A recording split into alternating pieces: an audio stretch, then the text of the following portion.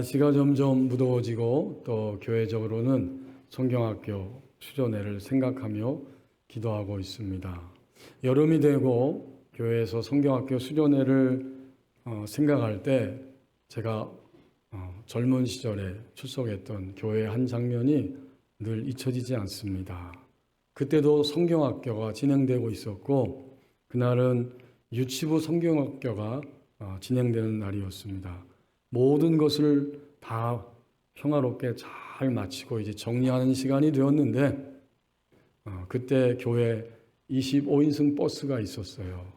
관리 집사님이 버스를 차고에서 빼내면서 후진하고 있었고 유치부 어린이들은 이제 이곳저곳 뛰어다니다가 하나씩 엄마 손을 붙잡고 있는데 갑자기 한 남자 어린아이, 우리 귀여운 유치부 어린아이가 차가 막 후진해 오는데 아무도 거기에 신경을 쓰지 못했죠. 분주하니까. 근데 이 기사 집사님이 그때는 후방 카메라가 없으니까 좌우의 이 백미러만 보고 후진하는데 그만 그 남자 유치부 어린이가 그 차 밑에 깔리게 됩니다. 굉장히 순식간이었어요. 그 아이는 차가 돌진하고 후진하고 그 어린아이는 놀래서 넘어지면서 그대로 깔린 것입니다. 모두가 다 와 하고 큰 소리를 질렀어요. 그래서 차가 쑥 지나가고 나서 사람들이 다 모여들었습니다. 어떻게 되었을까? 다행히도 아이는 다치지 않았습니다. 정말 위기의 순간이었는데 넘어지면서 차는 무사히 그 아이를 그대로 통과한 것입니다. 목사님이 뛰어가서 아이를 껴안고 주여 주여 하면서 가슴에 품고 그 아이의 머리를 붙잡고 가슴에 품고 깊이 함께 기도했습니다. 그리고 나서 시간이 지나갔는데 아이도 건강하고 엄마도 평안하게 교회에서 집사님으로 권사님으로 섬기실 수 있었던 것을 생생하게 지금도 기억하고 있습니다. 예측할 수 없는 순간에 우리는 위기를 경험하게 되고 위기가 왔을 때에는 당연히 내가 어느 곳으로 피할 것인가 피할 수 있을 것인가를 끙끙 앓면서 사실은 몹시 걱정하고 두려워하면서 피난처를 우리는 본능적으로 찾기 시작합니다. 우리에게 주신 오늘 본문의 말씀도 다윗이 이 시편의 주인공이라고 표제어에서 말하고 있습니다. 다윗의 시이고 그가 처음에 이러한 경험을 했을 때 그는 피난처를 찾기 위해 그의 인생의 시간들을 지나간 것이고 후대에 다윗의 이 고백, 다윗의 이 믿음의 모습들이 계속해서 전해질 때 이스라엘 백성 공동체, 하나님의 백성 공동체는 그것을 끊임없이 듣고 전승받으면서 나중에 성전이 지어지고 제사하러 나갈 때, 곧 온 회중이 예배 자리로 나갈 때에 그들의 믿음의 선조인 다윗의 이 믿음의 간증을 곡을 붙여서 인도자, 지휘자지요. 지휘자를 따라서 예배 시간에 부르는 노래가 되었습니다. 다윗의 이 고백은 한 개인의 고백이면서 신앙 공동체의 고백이고 오늘날과 주님 오실 때까지 주님을 믿는 모든 사람들이 함께 경험하면서 21세기의 성도인 나도 오늘 경험하면서 부르게 되는 믿음의 노래가 된 것입니다. 1절에서 3절 말씀을 보십시오.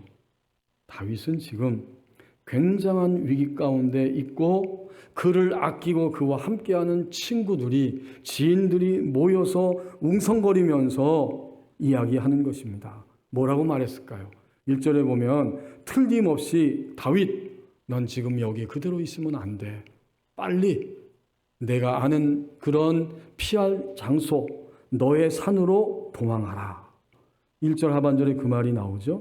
너희가 내 영혼에게 새같이 내 산으로 도망하라 함은 어찌함인가. 다윗의 동료들은 진심으로 다윗을 아끼기 때문에 이 자리에 있으면 죽임을 당할 것이고 너는 살아남지 못할 것이기 때문에 빠르게 도망하라고 이야기합니다. 여기 2절 3절에 이어서 이 친구들이 하는 말입니다. 악인이 활을 당기고 화살을 시위에 먹였다. 마음이 바른 자를 어두운 데서 쏘려고 한다. 너는 한시도 지체하지 말고 다윗이 사는 땅 유다의 산들 지정학적으로 수많은 동굴이 있고 가파른 절벽이 있고 접근하기 어려운 험한 바위들이 있으니까 그곳으로 빠르게 도망하라. 이들은 사냥꾼을 쫓는 이러한 그 사냥감을 쫓는 이런 사냥꾼들처럼 완전히 무장을 하고 그리고 다윗을 2절 말씀에서 보는 것처럼 정조준하면서 포위망을 점점 좁혀오고 있습니다. 친구들이 3절에서도 계속 충고하며 함께 한탄합니다. 터가 무너지면 의인이 무엇을 하랴. 어떤 느낌이 드십니까? 이 터는 삶의 근간을 이루는 법이고 정의이고 도덕인데 사회의 근간을 이루는 이 기초 터전이 완전히 무너져 버렸다.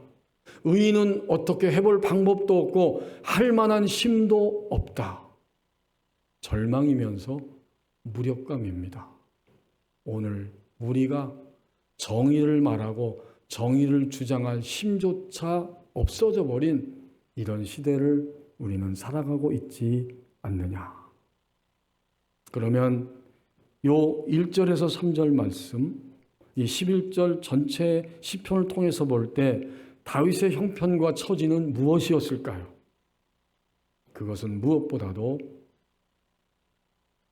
자신의 장인 그리고 하나님 백성을 다스리는 최초의 합법적인 왕이었던 사울, 그에 의해서 죽음의 위협을 받는 신세가 된 것입니다. 이게 바로 다윗의 처지예요. 모르는 사람이 아니에요. 너무나 가까운 손수이고 항상 함께 얼굴을 맞대고 식사까지 하는 이러한 인척관계인데 이 사울이 다윗을 죽이기 위해서 점점 포위망을 좁혀오고 있었던 것입니다. 자, 이것이 바로 다윗이 처한 형편, 처지입니다. 무섭지요? 정말 두렵습니다. 두 번째로 그런 측면에서 보면 죽음의 위협 속에 떨어졌을 때 저 사람이 누구인가를 생각하면 나를 죽이려고 하는 사람이 누구인가를 정말 금방 알아봤는데 너무나 억울한 거예요. 다른 사람도 아닌 어떻게 아버님이 장인어른이 어떻게 딸과 함께 사는 나에게 무기를 들고 죽이기 위해서 달려오는가? 이건 굉장한 절망이죠. 억울함입니다. 나는 현재 도저히 이해될 수 없는 상황에서 억울하다. 이게 그의 마음에 내면에 흘러가고 있는 감정들이죠. 세 번째는 친구들, 사람들의 좋은 제안에서 나타나는 이런 위기를 그는 경험하고 있습니다. 친구들이 산으로 도망가. 이건 당연한 거예요. 좋은 제안이에요. 하지만 그 좋은 제안 속에서도 다윗은 흔들거리면서 굉장한 위기감을 느끼고 있습니다. 오늘 예배하면서 예배 자리에 오기 직전까지 우리의 마음은 몹시 흔들리고 흥분되고 충격을 받았을지도 모릅니다. 누적돼 온 위기들을 경험하고 있고 누적되지 않았지만 단숨에 나에게 온 위기들도 있었을 것입니다. 그런데 이런 위기 속에서 다윗의 중심이 마침내 드러나고 있습니다. 1절 상반절 말씀이죠. 내가 여호와께 피하였거늘. 여러분, 우리는 어떻습니까? 위기 속에서 내 중심이 그대로 드러나게 돼 있어요. 그것이 부정적이든 긍정적이든 위기를 만났을 때 내 속은 속일 수가 없습니다. 그대로 드러납니다. 그런데 다윗 성도는 이런 급박한 위기 속에서 내가 여호와께 피하였거늘이라고 말합니다. 자, 그러니까 1절에서 3절은 다윗과 그의 절친들이, 친구들이, 지인들이 서로 이야기를 주고받으며 대책 회의를 하는 그러한 시간들이 있었을 것입니다. 그 모든 것을 다 듣고 들으면서 다윗은 벌떡 일어나서 그는 말합니다. 나는 여호와께 피하였다. 이 피한다는 말은 금방 이해되죠. 눈 깜짝할 사이 그 경각간에 목숨이 달아날 수 있는 그러한 위기 속에서 다윗은 하나님 앞에 피하였다는 의미이고 도움을 얻기 위해서 성전에 찾아갔다. 그리고 또한 여호와 하나님의 보호를 나는 구하였다. 이게 피하였다는 의미입니다. 그래서 1절 상반절을 다르게 좀 더 다른 말로 표현해 보면 이런 뜻입니다. 나는 여호와를 나의 피난처로 취하였다. 이런 의미고요. 또 다르게 표현하면 여호와에게서 내가 피난처를 찾았다. 비슷하지만 느낌이 다른 의미들이죠. 내가 여호와께 피하였거늘 나는 여호와를 나의 피난처로 취하였다. 또는 여호와에게서 내가 피난처를 찾았다라고 말합니다. 저는 이 본문을 읽으면서 이렇게 마음속에 생각이 들었습니다. 다윗 성도는 정말 자신에게 찾아온 위기조차도 상대화시키면서 절대적 하나님을 피난처로 삼고 있구나. 자기에게 다가온 위기 속에서 이 위기를 그냥 상대화시켜버리고 절대적 피난처이신 하나님을 그는 바라보고 있었던 것입니다. 이 위기는 다윗의 속이 그대로 드러나고 있는 그런 장면입니다. 친구들의 진심 어린 충고의 목소리를 들으면서요, 마침내 깨닫고 발견하였기 때문에 1절 상반절을 외치고 있는 것입니다. 내 영혼에게 새같이 내 산으로 도망하라고 함은 어찜이냐라고 반문하는 거예요. 내 영혼은 네펫이 그냥 지정이가 아니고 그의 속사람, 바로 그의 영혼을 의미합니다. 근데 이 고백이 얼마나 의미가 있는지 친구들의 말을 듣고 정말 내가 내 속사람까지 흔들흔들 거려서 뭔가 피하기 위해서 어떤 은신처로 도망가야만 할 것인가 라고 흔들렸다는 거예요. 그렇지만 그런 위기조차 내가 만났지만 나는 그 위기를 상대화시키고 절대자이신 절대적 하나님을 나의 피난처로 삼는다. 이제 이것을 이어서 읽어보면 새한글 성경에서 이렇게 번역해주고 있습니다. 철저하게 하나님을 앞세우면서 내가 여호와께 피하였다라고 선언하는데 1절은 이렇게 번역이 됩니다. 여호와께 내가 피합니다.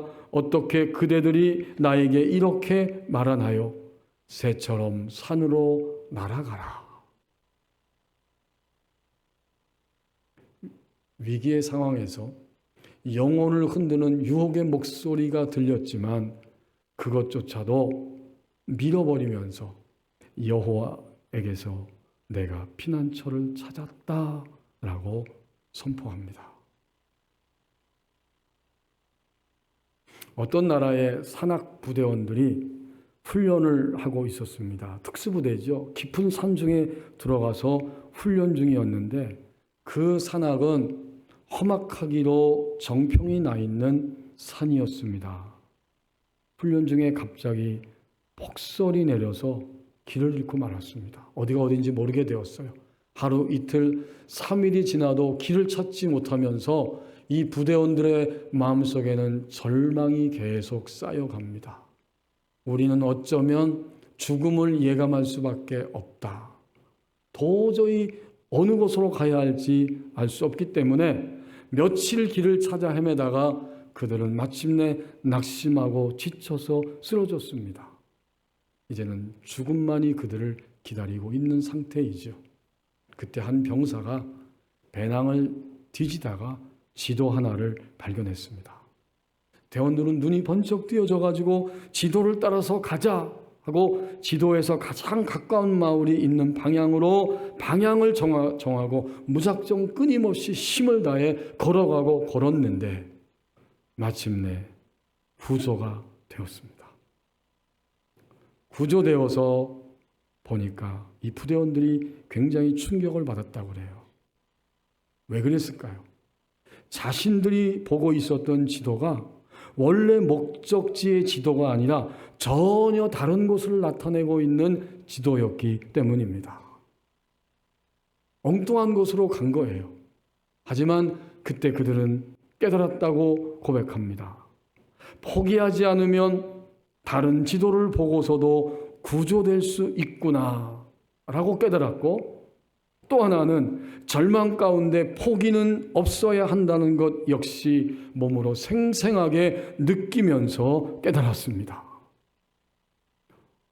오늘 다윗 성도는 자신이 부딪히고 느끼고 있는 위기 속에서, 그 두려움 속에서 아무도 대신해 줄 수 없고 자신이 풀어가야 할 숙제와 같은 현실에서 하나님을 절대적으로 인식하기 시작했습니다. 그가 인식한 하나님, 두려움 가운데 자신이 인식한 그 하나님은 그러면 어떻게 다윗에게 다가오고 계셨는가? 그것이 바로 2절 말씀입니다. 악인이 활을 당기고 화살을 시위에 먹였다. 그는 정말 방법이 없습니다. 마음이 바른 자를 어두운 데서 쏘려고 합니다. 방법이 없어요. 터가 무너져서 지탱할 힘조차도 그에게는 없다는 것입니다. 그런데 그런 절대적인 위기 앞에서 그는 하나님을 새롭게 인식한 것입니다. 그 하나님이 4절에 어떤 하나님이냐? 여호와께서는 그의 성전에 계시고 여호와의 보좌는 하늘에 있음이요. 하나님이 어떤 하나님인가 보았더니 성전에 계시는 하나님. 사람들이 손으로 지어서 건물로 지어놓은 성전 안에 이 땅에 내재하고 계신 하나님. 바꿔 말하면 지금 하나님이 어디에 계신가 봤더니 위기 속에, 두려움 속에, 피하지 않으면 목숨을 부지할 수 없는 나라고 하는 존재, 나의 삶의 현실에 여기에 지금 계시는 하나님. 이게 하나님의 내재성이잖아요. 하나님은 어디 다른 데 계신 게 아니에요. 지금 여기에 나와 함께 하십니다. 그 하나님을 그는 인식한 거예요. 그 다음 두 번째 하나님은 또 어떤 분인가 보았더니 여호와의 보좌는 하늘에 있으며, 하나님은 여기에만 계신 것이 아니고 인간의 모든 고통과 두려움과 상황과 전혀 동떨어져 있는, 같은 수준에 있지 않는 영원히 절대적인 하나님, 모든 것을 뛰어넘어서 초월해 계시는 하나님, 그 하나님이 보좌를 하늘에 두시고 거기에 계십니다.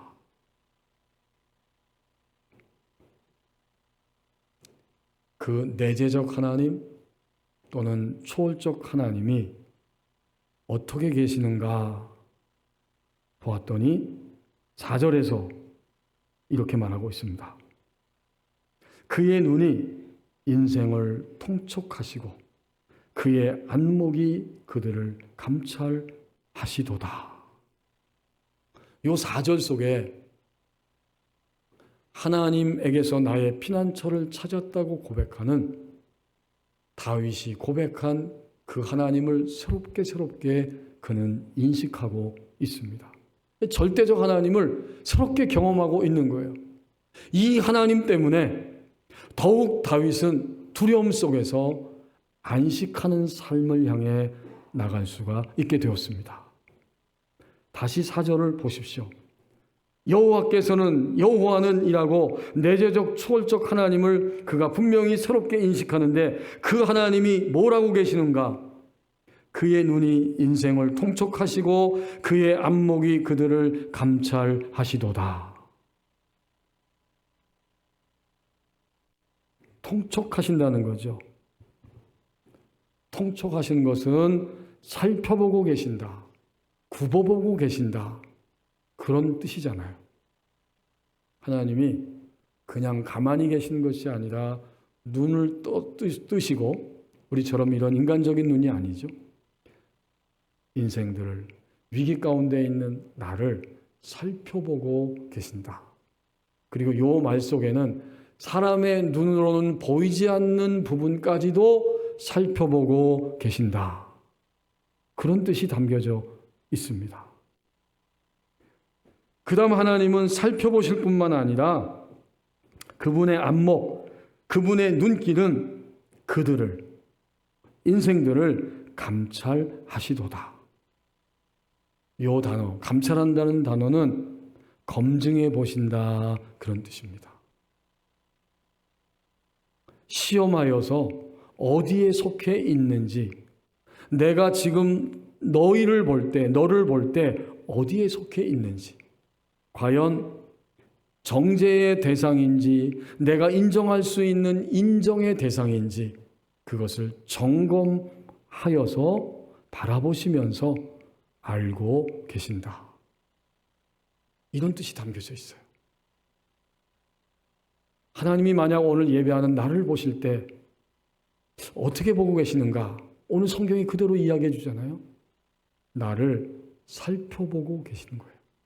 내 안에, 나의 내면 깊은 곳에 어떤 두려움들이, 어떤 연약함들이, 어떤 유혹들이 있는지를 살펴보고 계시고, 그리고 지금 내 속이 하나님이 감찰하실 때에, 시험하여서 보실 때에 인정할 수 있는 부분인지 아니면 그는 정죄할 대상인지를 검증하고 계십니다.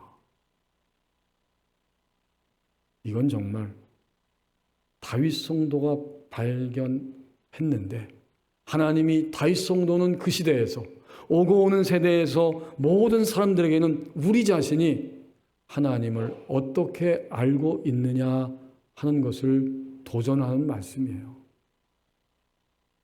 우리는 앞에서 나눈 것처럼 우리가 가지고 있는 환경과 모든 것들이 항상 가장 힘들고 가장 두렵고 그것이 나에게 있어서 가장 어려운 것이라고 절대화하고 있지만, 다윗 성도는 그것조차도 마침내 상대화시키고 있고, 그것보다 더 크고 위대하신 하나님이 여기 계시고 이것을 초월하여 계시는 하나님이 살펴보신다. 감찰하고 계신다. 이렇게 하나님을 전혀 새로운 차원에서 경험하고 있었던 것입니다. 오늘 나는 내 속에 정말 피할 수밖에 없는 두려운 일이 있다고 하면 그 위기는 무엇이냐? 내가 하나님을 어느 정도의 하나님으로 바라보고 있느냐를 알려주는 사인이 되어집니다. 사인이에요, 여러분. 오늘 본문에 의하면 그리스도인들에게 다가온 모든 위기는 하나님에 대해서 내가 어떤 의식과 어느 정도의 눈을 가지고 하나님을 믿고 있는지 그것을 알려주는 사인이 됩니다. 우린 그 정도예요. 더불어서 그 정도이지만 너희는 다시 오늘 다윗 성도의 고백처럼 여호와에게서 나는 피난처를 찾았다 라고 하나님께 초점을 맞춰야 한다고 우리에게 깨닫게 하십니다. 모든 건 다 상대적인 거야. 우리가 주님을 믿고 나서는 절대적인 것은 하나님 한 분밖에 없습니다. 여기까지 다윗 성도의 신앙을 끌고 올라가는 거예요. 그런 자리로 다윗이 발걸음을 지금 옮겼잖아요. 다윗의 내면에 무엇이 있을까요? 그의 내면 안에는 전에도 경험했지만 또다시 새롭게 맑은 샘처럼 흘러나오는 안식이, 쉼이 그의 내면 안에 따라오게 됩니다. 1절과 3절이 쭉 연결되어 있잖아요. 그 모든 과정을 4절까지 경험하고 결단하고 깨닫고 초점을 맞추니까 1절 상반절의 말씀이 나온 거예요.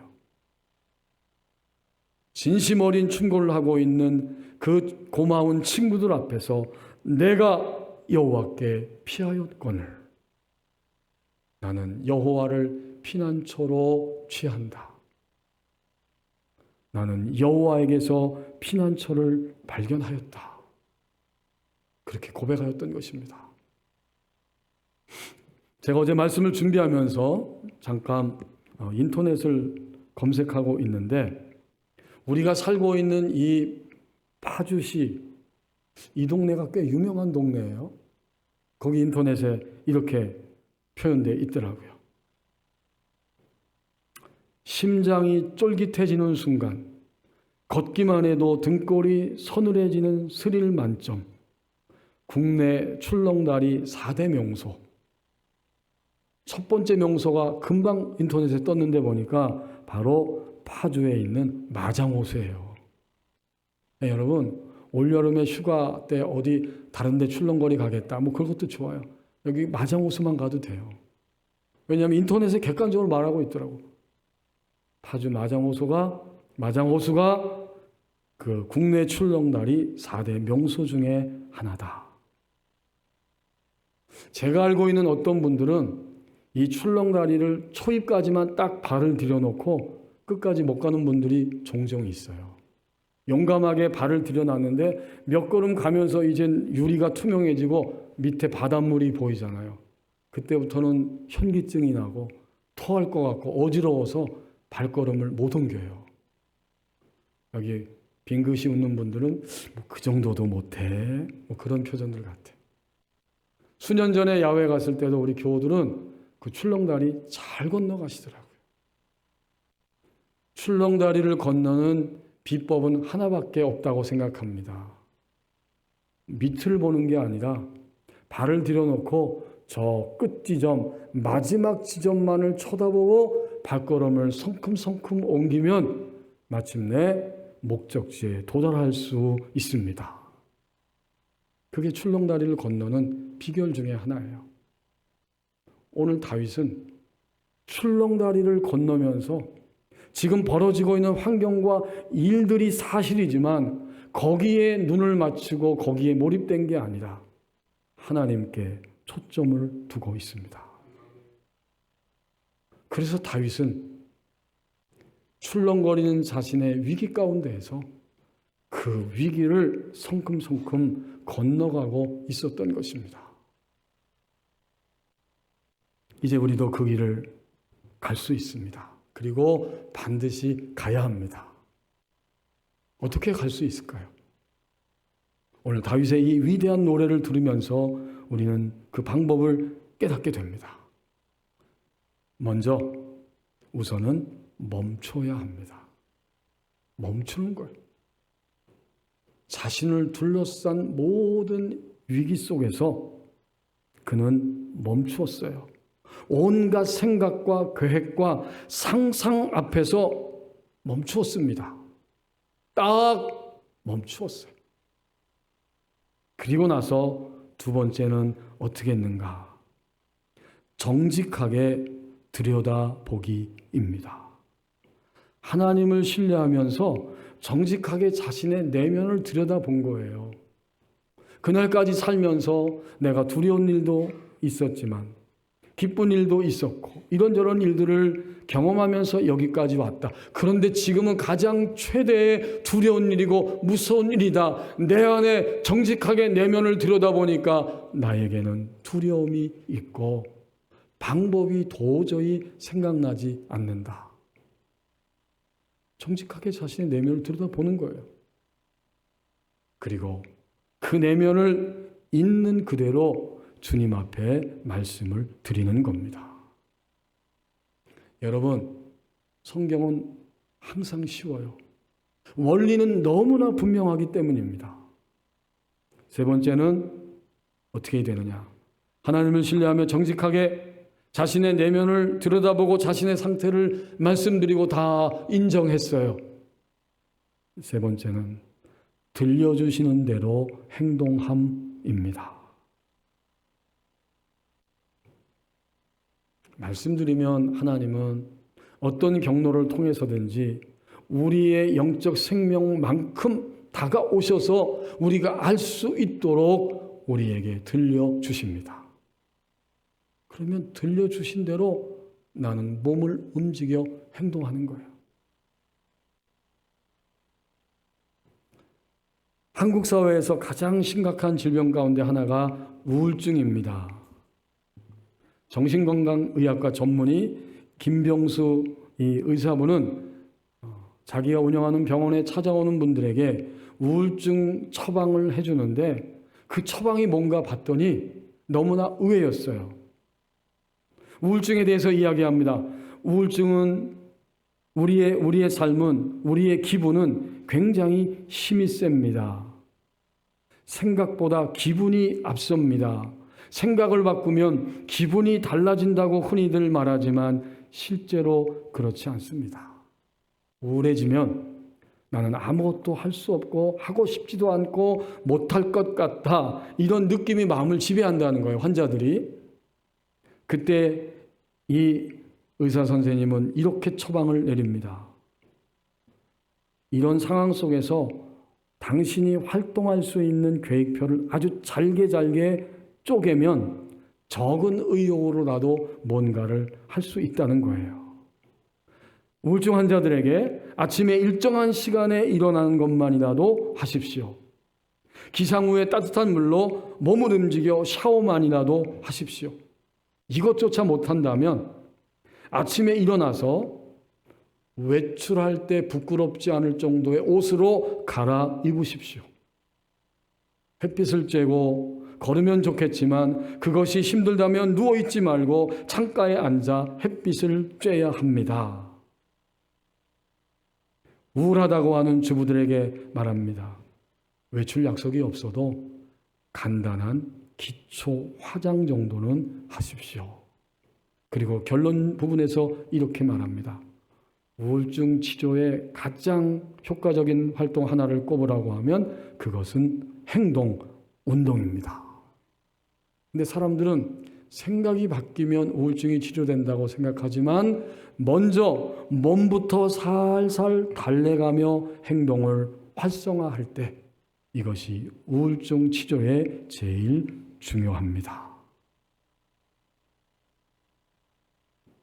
오늘 본문의 다윗은 행동한 것입니다. 하나님이 오늘 4절까지만 말씀하셨는데 1절과 4절을 쭉 통해서 보니까 다윗은 우울할 수밖에 없는 그 처참한 현실 속에서 출구가 보이지 않는 현실 속에서 그는 마침내 행동한 것입니다. 들려주신 대로 벌떡 일어나서 내가 여호와께 피하였다 라고 그는 행동하며 움직이고 있었습니다. 다윗은 계속 행동했어요. 끊임없이 행동하면서 하나님을 피난처로 삼았던 것입니다. 다윗의 마지막이 어떻게 되었을까? 우리는 성경 한 절을 통해서 확인하기를 원합니다. 마침내 사울의 공격이 사라지고 하나님 나라를 책임지는 왕의 자리에 서서 나머지 인생의 시간표를 살아가는 시점이 그에게 왔는데 그 직전까지 다윗은 어떤 인생을 살아간 것인가? 어떻게 통과한 것인가? 사무엘상 23장 14절 말씀 한 절에서 우리는 다윗의 움직임, 행동을 발견합니다. 사무엘상 23장 14절입니다.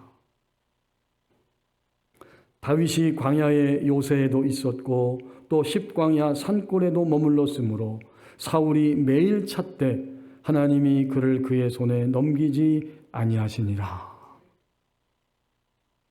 매일 찾았어요. 하루도 안 빼놓고. 매일 피난처를 향해 뛰어가야만 했습니다. 그런데 내가 여호와께 피하였거늘, 이 한마디 실천적 고백과 행동이 있으니까 하나님이 그를 그의 손에 넘기지 아니하시니라.